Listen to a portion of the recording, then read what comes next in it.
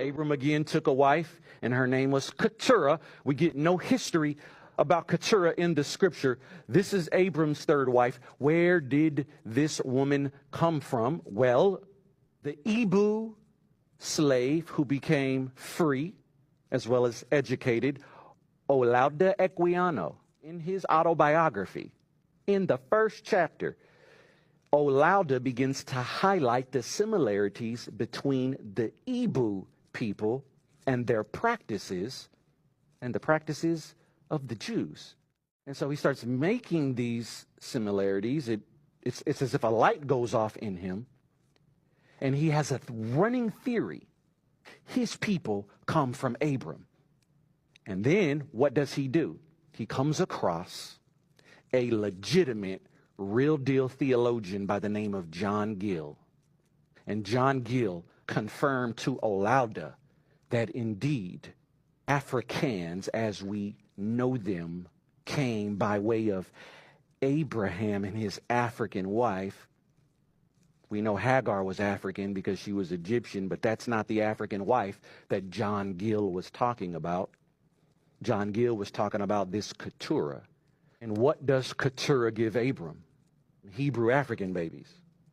Verse 2, and she bore him Zimran and Jokshan, that's an Arabian patriarch, Medan, another one, father of the Medanim, and then Midian. Jethro, Zipporah. Look at that.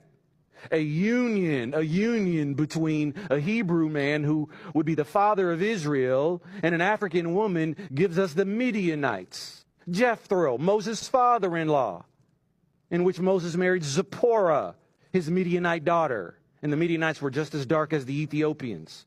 Oh, that makes a lot of sense now, doesn't it? Ishbak and Shua, Jokshan begot Sheba and Dedan. We are familiar with the queen of Sheba. A specific queen who came into contact with Solomon. And we know they had a union, had some kids. So there's a Hamitic and a Semitic origin there.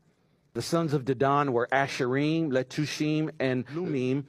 Verse 4, and the sons of Midian, Pha-Epher, Hanak, which is the same as Enoch, Abidah, and Eldah. These were the children of Keturah. Epher is the child that came as a result of this initial union between Abraham and Keturah that the theologian John Gill, amongst other theologians, highlighted, that Olaudah Equiano highlights in his book, by way of Epher or Aphra, add an ICA to that, you get Africa. Caleb was the son of Jephunneh, the Kenizzite. The Kenizzites were a part of the Canaanite tribes, Genesis 15:19, and descendants of Ham. Caleb also came from the tribe of Judah, Joshua 14, verse 6 and 14. Judah, the progenitor of the tribe, fathered twin sons by Tamar, a Hamitic woman, Genesis 38. Caleb joined with Joshua as one of the two spies who went to explore Canaan and brought back a positive report to enter the land and take possession of it as God had declared, Numbers 13 to 14. Let's go to Phinehas.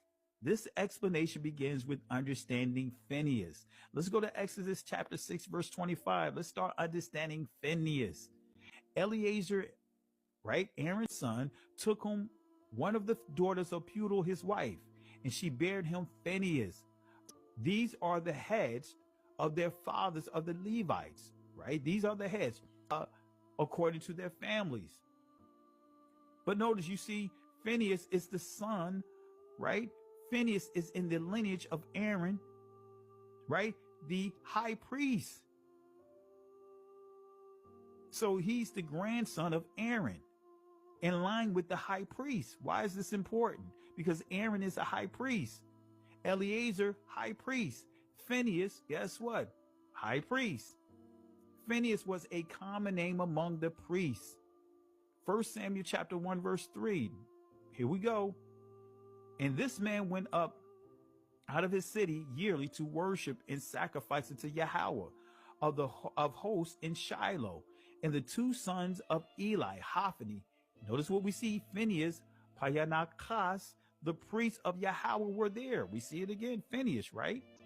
So let's go to the Eastern Bible Dictionary definition of Phineas, because we're going to use Phineas to literally shut the doors, to shut down anyone that tried to say that, guess what, that the Messiah was Caucasian. I'm going to prove with this portion of Revelation that the Messiah looks just like you and I. Here we go, family, with the word Phineas.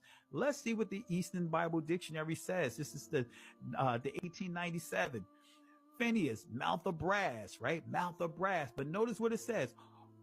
Or from old Egypt. But notice what it says. Phineas, mouth of brass. The Negro. Wait a minute. What did I just say?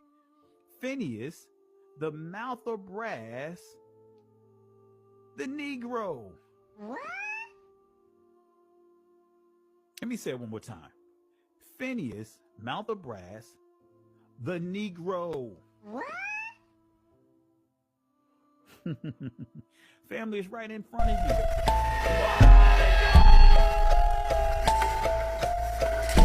Decolonize your mind.